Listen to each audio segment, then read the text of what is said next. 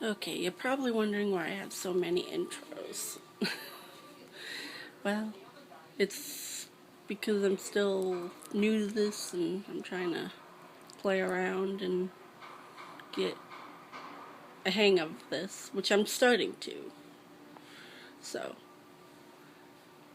but I know some of you who may be watching this are probably wondering, why does this girl have so many intros? Can't you just get on with it?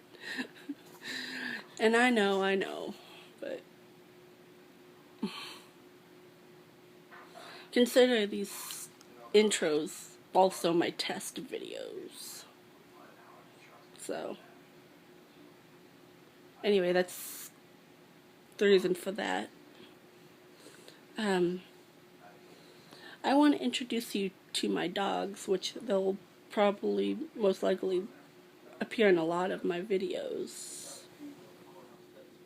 This is Little D.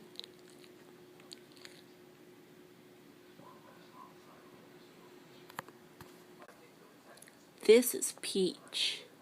Peach! Peach! She's not gonna come.